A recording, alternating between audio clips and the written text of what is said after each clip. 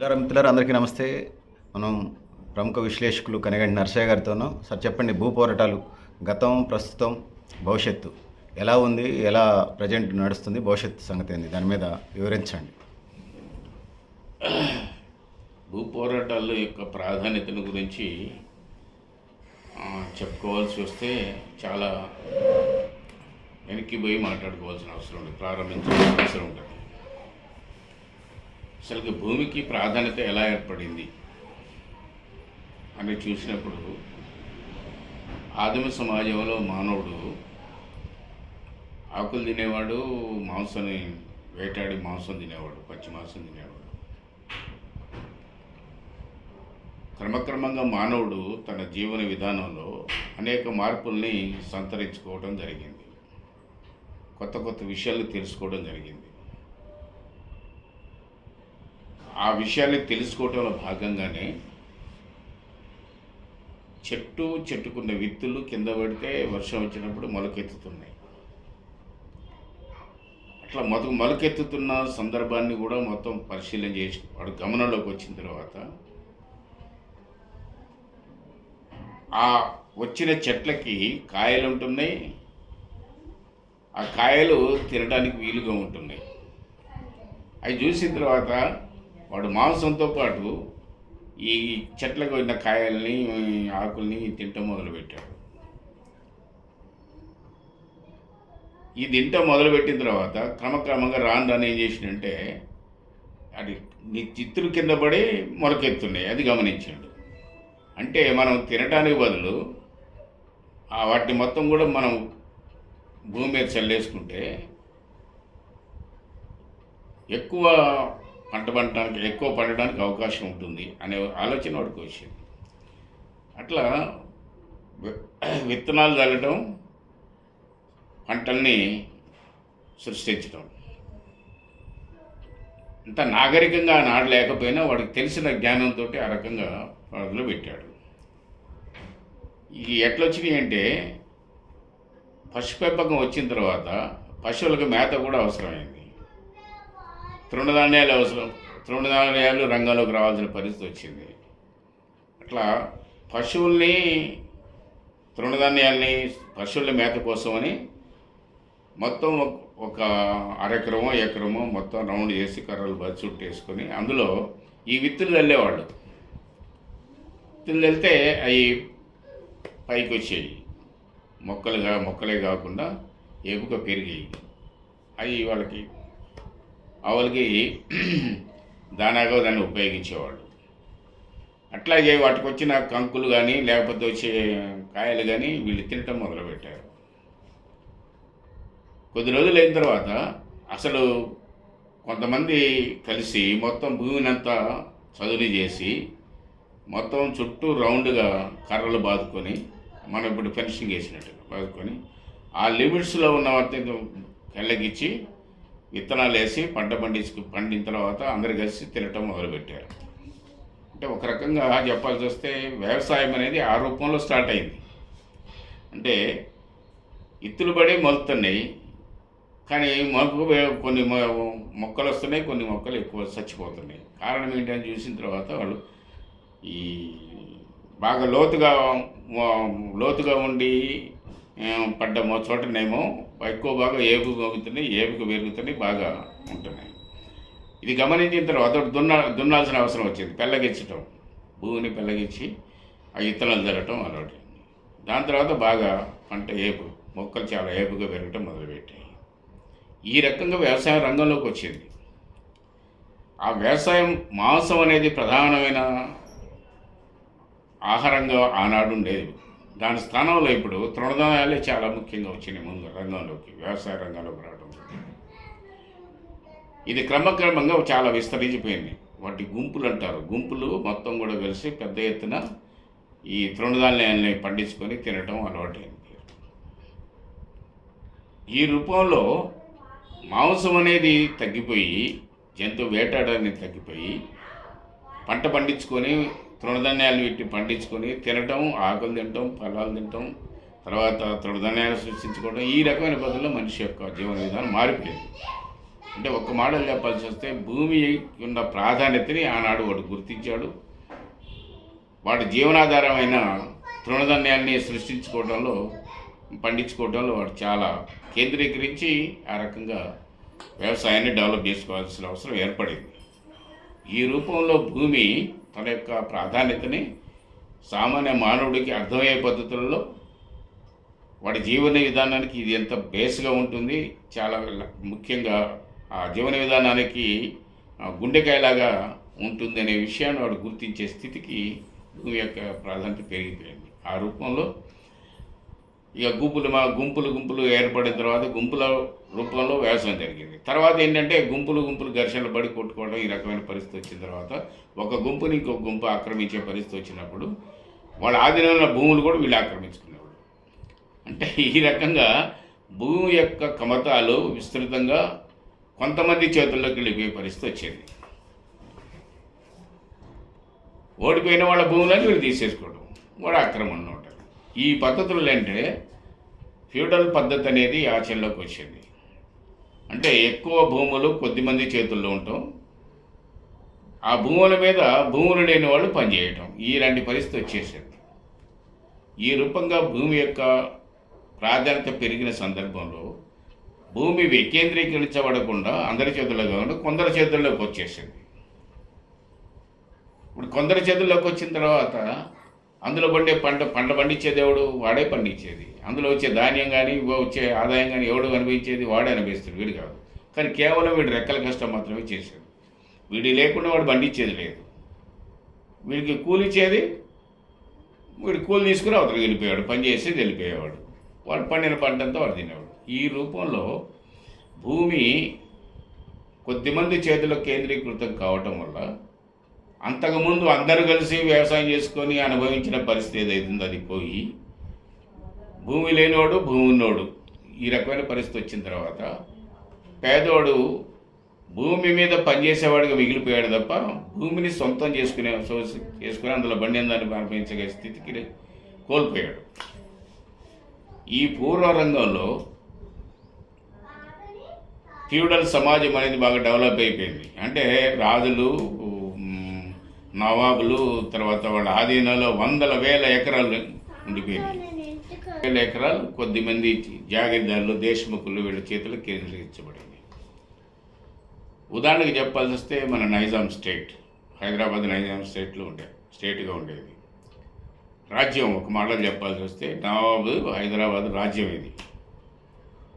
ఈ స్వతంత్ర రాజ్యం ఇది, ఎవడికి సామంతుడు కాదు వీడు. ఆ నైజాం రాజు కాలంలో దేశముఖులు, జాగీర్దారులు వాళ్ళదే ఆధిపత్యం, అధికారం, పెత్తనం కూడా వాళ్ళదే. వేలాది లక్షలాది ఎకరాలు కేంద్రీకరించబడిన దేశముఖులు, జాగీర్దారుల పని చేయడానికి, వెట్టి చాకిరీ చేయడానికి ఈ పేదవాళ్ళందరినీ ఉపయోగించుకునేవాళ్ళు. తిండి పెట్టేవాళ్ళు, కొన్ని సందర్భాల్లో జీతం కూడా ఇచ్చేవాళ్ళు కాదు, తిండి పెట్టేవాళ్ళు, వాళ్ళతో పని చేయించుకునేవాళ్ళు. అంటే వెట్టి చాకిరీ అనేది బాగా పెరిగిపోయింది. వెట్టి చాకిరీతో పాటు సాంఘిక దోపిడీ కూడా పెరిగింది. ఆర్థిక దోపిడీతో పాటు సాంఘిక దోపిడీ కూడా పెరిగిపోయింది. ఇట్లా ఆర్థిక దోపిడీ, సాంఘిక దోపిడీ ఇవన్నీ కూడా సాంస్కృతికంగా అన్ని రకాలుగా ప్రజలు బాగా అణచివేయబడ్డారు. తట్టుకునే గిజగిజ అనుకునే పరిస్థితి వచ్చింది. ఆ స్థితిలో ప్రజలందరినీ కూడగట్టాల్సిన అవసరం ఏర్పడింది. ప్రజలందరూ తమ కోసం ఎవరన్నా వస్తే బాగా ఆలోచించుకునే పరిస్థితి వచ్చింది. ఆ సందర్భంలోనే కమ్యూనిస్ట్ పార్టీ నాయకత్వంలో తెలంగాణలో ఈ వెట్టి చాకిరికి, జాగీర్దారీ విధానానికి వ్యతిరేకంగా పెద్ద ఎత్తున పోరాటం ప్రారంభమైంది. ఏ గ్రామానికి ఆ గ్రామం, ఆ గ్రామంలో ఉన్న పొలాలు పండించుకున్నా అందులో మొత్తం ఆ ధాన్యం మొత్తం వాడికి పంపాల్సిందే. వాడి పొలంలో మామిడి చెట్లు ఉన్నా ఆ కాయలు మొత్తం వాడికి పంపాల్సిందే, చింతి చెట్టు ఉన్నా ఆ కాయలు వాడికి పంపాల్సిందే. ఈ పద్ధతిలో ఉండేది. ప్రతిదీ కూడా వాడికి పంపాల్సిన పరిస్థితి. చివరికి పెళ్లి చేసుకున్న తర్వాత మొదటి రాత్రి కూడా ఆ జాగీర్దారు జమీందారు దగ్గరకు పంపించాల్సిన పరిస్థితి వచ్చింది. ఇలాంటి అట్రాసిటీస్, ఈ రకమైన అణచివేత ధోరణులు, పద్ధతులు ఇవన్నీ కూడా బాగా కొనసాగుతున్న దశలో ప్రజల్లో అసంతృప్తి పెరిగి ఏ గ్రామానికి ఆ గ్రామం ఆయా సమస్యల మీద, ఉదాహరణకి ఐలమ్మ గారిని తీసుకోవచ్చు. ఆమె పంట పొలంలో ఆమె కైలు చేసుకునే ఒడ్డు మొత్తం కొట్టి ధాన్యం మొత్తం కూడా కళ్ళల్లో ఉంటే కళ్ళల్లో ఉన్న ధాన్యాన్ని తీసుకోకుండా వాళ్ళు ఎత్తుకుపోవడం కోసం ప్రయత్నం చేశారు. దేశముఖ్ తాబేదారులంతా కూడా, గూండాలంతా కూడా ఎత్తుకుపోవడం తిరగబడ్డది. ఇట్లా ఉదాహరణకి ఆమెది ప్రారంభమైంది. దాని తర్వాత దొడ్డిమల్ల ఇది ప్రారంభమైంది. ఇట్లా 1-2 చోట్ల మొదలైన తర్వాత ఇది మొత్తం తెలంగాణ రాష్ట్రం అంతా కూడా దావానాలంగా వ్యాపించిన పరిస్థితి. ఎక్కడికక్కడ తిరుగుబాట్లు మొదలైంది. ఈ తిరుగుబాట్లన్నింటినీ కూడా కమ్యూనిస్ట్ పార్టీ నాయకత్వం వహించాల్సిన పరిస్థితి వచ్చింది. అట్లా నాయకత్వంగా వహించాల్సిన పరిస్థితి వచ్చింది కాబట్టి తెలంగాణలో కమ్యూనిస్ట్ పార్టీ నాయకత్వంలో సాయుధ పోరాటం కొనసాగి జాగీర్దారీ వ్యతిరేకంగా, జాగీర్దారీ పద్ధతులకు వ్యతిరేకంగా పోరాటం ప్రారంభించి పెద్ద ఎత్తున కమ్యూనిస్టుల నాయకత్వంలో ప్రజలందరూ ఒక తాటి మీద నడిచే పరిస్థితి వచ్చింది. అప్పుడే కమ్యూనిస్ట్ పార్టీకి ఒక ప్రత్యేకమైన గుర్తింపు అనేది, ఒక టార్గెట్ అనేది ఎంచుకోవాల్సిన పరిస్థితి వచ్చింది. ఏంటంటే అది భూపంపకం. లక్షలాది ఎకరాలు కేంద్రీకృతమైన వాళ్ళ దగ్గర మొత్తం కూడా జమీందారులు కానీ జాగీర్ దగ్గర వాళ్ళ దగ్గర ఉన్న భూములు మొత్తం కూడా స్వాధీనం చేసుకోవాలి, ప్రజలకు పంచాలి. ఆ రకమైన ఉద్దేశంతో మొత్తం దాడులు చేసి 10 లక్షల ఎకరాలు మొత్తం పంపకం చేయడం జరిగింది. ఎవరు పంపకం చేశారు? సామాన్య ప్రజలు పంపకం చేశారు. అంటే ప్రతి వాడి చేతుల్లోకి, ఈ 10 లక్షల మంది చేతుల్లోకి భూమి వచ్చింది. అది ఎకరమా, 2 ఎకరాల, 5 ఎకరాల, 10 ఎకరాల, ఎంత అయితే అంత వచ్చింది. ఆ రకంగా భూ సమస్య యొక్క ప్రాధాన్యతని, భూమి యొక్క ప్రాధాన్యత గుర్తించి కమ్యూనిస్ట్ పార్టీ ఆ పోరాటంలో 10 లక్షల మందికి భూమిని స్వాధీనం చేసుకొని పంపకం చేయటం అంటే అదే ఆ పోరాటం వరకే పరిమితం కాలేదు. అది భారతదేశంలో కమ్యూనిస్ట్ ఉద్యమ నిర్మాణానికి, అట్లాగే భారతదేశంలో కమ్యూనిస్ట్ పార్టీ విప్లవాన్ని సాధించాలి అంటే భూమి యొక్క ప్రాధాన్యత ఏమిటి అనేది గుర్తింపజేసుకోవడానికి, దాని పరిష్కార మార్గం ఏంటి ఎత్తుకోవడానికి దారి తీసింది. అంటే ఒక మాటలు చెప్పాల్సి వస్తే, భారతదేశంలో విప్లవం సాధించాలి అంటే వ్యవసాయక విప్లవం అనేది చాలా కీలకమైంది. భారతదేశంలో అనేక చోట్ల ఈ వేలాది లక్షలాది ఎకరాలు కేంద్రీకరించబడి ఉన్న సందర్భంలో అక్కడ జాగీర్దారులకి, జమీందారులకి వ్యతిరేకంగా పెద్ద ఎత్తున పోరాటం దేశవ్యాప్తంగా నడిచినాయి. కేరళలో నడిచినాయి, మనకాడ నడిచినాయి, మహారాష్ట్రలో, ఇట్లా అనేక చోట్ల, పంజాబ్లో అనేక పేర్లతోటి ఈ పోరాటాలు నడిచినాయి. భూమి ఆక్రమించడం, భూమిని స్వాధీనం చేసుకోవడం ఈ రకమైన పరిస్థితి. దాంతో ఏంటంటే భారతదేశంలో విప్లవం సాధించాలి అంటే భూ సమస్య ముందు పరిష్కారం కావాలి. భూ సమస్య పరిష్కారం అయితే ఏంటంటే అందరి చేతుల్లోకి భూములు వస్తే, తెలంగాణలో పంచిన భూములు ఏదైతే అంతకుముందు పేదోళ్ళుగా ఉన్న వాళ్ళంతా పేద రైతులు, మధ్య రైతులు, ధనిక రైతులుగా మారిపోయిన పరిస్థితి కూడా ఉంది. అంతకుముందు ఈ రైతాంగం తేడంలో వాళ్ళే మొత్తం వీళ్ళంతా కూలీళ్ళే.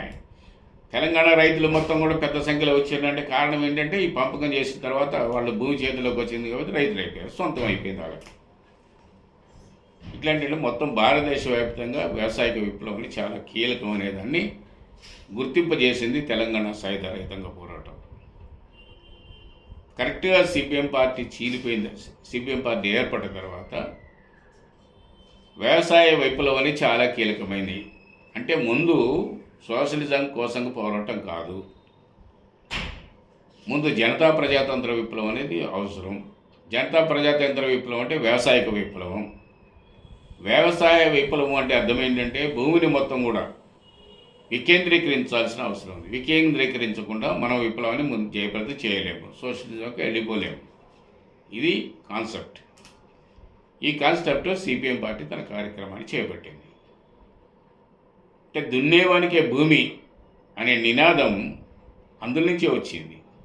ఆ నినాదం అనుగుణంగానే పెద్ద ఎత్తున గ్రామీణ ప్రాంతాలలో కమ్యూనిస్ట్ పార్టీ, మార్క్సిస్ట్ పార్టీ నాయకత్వంలో కమ్యూనిస్ట్ పార్టీలు, ఏ కమ్యూనిస్ట్ పార్టీ అయినా భూమిని గురించి ఆలోచించి భూ పోరాటాలకు పిలిపెట్టడానికి కారణం ప్రధానం అదే. బెంగాల్లో లక్షలాది ఎకరాలు పంపకం చేశారు అధికారంలోకి వచ్చిన తర్వాత. వాళ్ళందరూ కూడా వ్యవసాయ కూలీకులు వాళ్ళంతా కూడా రైతులైపోయారు. వాళ్ళ చేతుల భూములు వచ్చినాయి. సరే, భూములు వచ్చిన తర్వాత వాళ్ళ స్వభావం మార్పు వస్తుంది. ఆ స్వభావం మార్పు వస్తే మళ్ళీ ఇతర కాసులో కూడా వస్తుంది. అందుకనే ఆ పరిస్థితి వచ్చింది. అది వేరే విషయం. కానీ భూ పోరాటాలు అనేవి కమ్యూనిస్ట్ పార్టీ నాయకత్వాన, ముఖ్యంగా మార్క్సిస్ట్ పార్టీ నాయకత్వాన జరుగుతున్నాయి అంటే దానికి కారణం ఏంటంటే భూమి మొత్తం కూడా వికేంద్రీకరించబడాలి, కేంద్రీకృతంగా ఉన్న భూములన్నిటి కూడా స్వాధీనం చేసుకొని వికేంద్రీకరించాలి, అంటే ప్రజలకు పంచాలి. ఇది కాన్సెప్ట్. దానికి ఉన్న బ్యాక్గ్రౌండ్ అది. ఆ పూర్వ రంగంలో భూమి పోరాటాలన్నీ నడుస్తున్నాయి. భూమి పోరాటాలు అంటే ఒక భూస్వామి దగ్గర ఉన్న భూములు, జాగీర్దారుల దగ్గర ఉన్న భూములు కాదు. భూములు అనేక రకాల స్వభావాలు కలిగిన భూములు ఉన్నాయి. ఫారెస్ట్ ల్యాండ్ ఉంది, పోడు భూములు ఉన్నాయి, అట్లాగే మన బంచరాయి భూములు ఉన్నాయి, అట్లాగే సర్క్లాండ్ ల్యాండ్స్ ఉన్నాయి. ఇట్లా అనేక రకాల భూములు, అనేక స్వభావాలు కలిగిన భూములు ఉన్నాయి. ఈ భూములన్నిటిని కూడా గుర్తించి ఆ భూములన్నిటి మీద కూడా స్ట్రగుల్ చేయాల్సిన అవసరం. స్ట్రగుల్ చేస్తే ఆ భూముల్ని మొత్తం కూడా ప్రజల పోరాటాలు తీసి వాటిని పంపకం చేసి వాళ్ళకి ఎకరమా ఎంతో కొంత వచ్చే పత్తులు చేయటం ద్వారా ఆర్థికంగా కొంత వెసులుబాటుగలడానికి వీలుంటుందనేది కమ్యూనిస్ట్ పార్టీ, మార్క్సిస్ట్ యొక్క ఉద్దేశం. ఆ ఉద్దేశంతో భూ పోరాటాన్ని కొనసాగిస్తున్నాం. కొనసాగించడం కూడా ఏంటంటే ముఖ్యంగా ఖమ్మంలో, ఇప్పుడు ఖమ్మంలో బంజరాయి భూములు దొరకడం చాలా కష్టం. అట్లాగే ఇనాం భూములు దొరకడం కష్టం. ఎందుకంటే ఆ బంచరాయి భూములు స్వాధీనం చేసుకుని పంపకం చేశాం. ఇనాం భూములు అయితే అవుతున్నాయో వాళ్ళంటే అమ్మేసుకున్నారు ఇప్పుడు వాళ్ళు. ఇనాం భూముల కోసం కూడా పోరాటం చేసిన పరిస్థితి, ఇనాం భూములు సాధించిన పరిస్థితి. అంటే ఆనాడు పంపకం చేసిన బంచరాయి భూములు లేవు, ఎవరికైతే పంచాం వాళ్ళ చేతులు లేవు, ఇవి కూడా వాళ్ళ చేతులు. కారణం ఏంటంటే వాళ్ళు వేరు కారణాల చేత ఆ భూములు కోల్పోవాల్సిన పరిస్థితి వచ్చింది. అది అవసరాన్ని అమ్ముకోవటమా, లేకపోతే అందుబాటులో లేక ఎవడో ఆక్రమించుకోవటమా, ఈ రకమైన పరిస్థితులన్నీ. కానీ ఏమైనా భూ పంపకం అనేది కమ్యూనిస్ట్ పార్టీ నాయకత్వంలో ఖమ్మంలో, ముఖ్యంగా ఖమ్మం తాలూకాలో ఆ రకమైన పరిస్థితుల్లో అన్ని గ్రామాలలో ఉన్న పంచరాయి భూములు పంచడం జరిగింది పేదలకు. దాంతో పేద రైతులుగా, మధ్యతరగతులుగా ఎదగాల్సిన పరిస్థితికి వచ్చింది. ఆనాడే కాదు, చుట్టూ మన మన కొంచెర్ల మండలం, అర్బన్ మండలం రెండింటిని చూస్తే ఆ గుట్టలు మొత్తం కూడా చూస్తే అది రిజర్వ్ ఫారెస్ట్గా ఉంది. ఆ రిజర్వ్ ఫారెస్ట్గా ఉన్న చోట మొత్తం పోడుగొట్టి ఆక్రమించి వందల వేల ఎకరాల్ని పేదలకు పంచడం జరిగింది కమ్యూనిస్ట్ పార్టీ నాయకత్వంలో. ఇక్కడి నుంచి గొప్ప గుర్తు వరకు, గొప్ప గుర్తు ఇంకా కొనసాగించింది. గొప్ప గుర్తు వరకు మొత్తం దాదాపు లక్షల ఎకరాల్లో 10 లక్షలు 5 లక్షలు ఉంటుంది మొత్తం.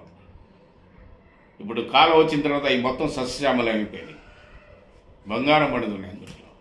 అవన్నీ కమ్యూనిస్ట్ పార్టీ పంపకం చేసినాయి, ఆక్రమించి ప్రజల్ని ఉద్యమాలు సాగించడం ఆక్రమించి.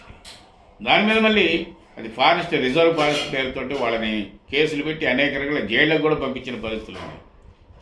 వందలాది మంది జైళ్ళకు పోయారు. వందలాది మంది జైళ్ళకు పోయినా దాటిని వదిలిపెట్టలేదు. ఇప్పుడు ఆ రకంగా కొనసాగుతున్నాయి. ఈ మధ్యకాలంలో మా ఫారెస్ట్ అధికారులు పోయి అంత గోల కూడా చేశారు, అయినా ఎదురు తిరిగి నిలబడ్డారు.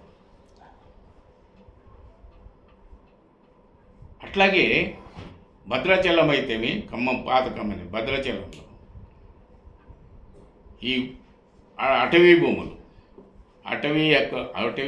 అవుతున్నాయో అటవీ భూముల్ని పేదల చేతులు ఉన్నాయి కాకుండా బయట నుంచి వచ్చి మొత్తం ఆక్రమించేసిన పరిస్థితులు ఉన్నాయి. ఆ అటవీ భూముల్ని విముక్తి చేసుకోవడానికి, అటవీ పోడు కట్టి సాగు చేసుకోవడానికి పెద్ద ఎత్తున పోరాటాలు చేయాల్సిన పరిస్థితి వచ్చింది. ప్రజలు సమీకరించి ఆ రకంగా ఫారెస్ట్ భూముల మీద పెద్ద ఎత్తున పోరాటాలు చేసి వందలాది వేలాది ఎకరాలు పేదలకు పంచిన పరిస్థితి కూడా ఉంది. అట్లాగే మిగులు భూములను కూడా స్వాధీనం చేసుకొని ప్రభుత్వం సీలింగ్ ప్రకారం సీలింగ్ కంటే ఎక్కువ ఉంటే ఎక్కడైతే ఉన్నాయో అక్కడ వాటి మీద ఆందోళన పోరాటాలు చేసిన పరిస్థితులు ఉన్నాయి. ప్రభుత్వం టేకప్ చేసినాక పోరాటం చేసి ప్రభుత్వం స్వాధీనం చేసుకున్నాక పేదలకు పంచమని పంచే కార్యక్రమం కూడా దాని మీద కూడా ఉద్యమాలు సాగించిన పరిస్థితి. ఆ రకంగా ఏంటంటే భూమికి ఉన్న ప్రాధాన్యతను గుర్తించి పెద్ద ఎత్తున పోరాటాలు చేయడం ద్వారా ప్రజలకి జీవనోపాధికి అవకాశం ఉంటుంది. ఇది ప్రధానమైన సమస్య. రెండోది ఏంటంటే ఈ అవసరం ఎందుకు ఏర్పడింది? మనకి అప్పుడంటే జాగీర్దారులు జమీందారులు అందరూ అయిపోయింది, ఉన్నదని అనుకున్నాం. మన ప్రభుత్వం వచ్చింది కదా, మన ప్రభుత్వం వచ్చిన తర్వాత కూడా ఈ పరిస్థితి ఎందుకు? పేదోడికి ఈ పరిస్థితి ఉండకూడదు.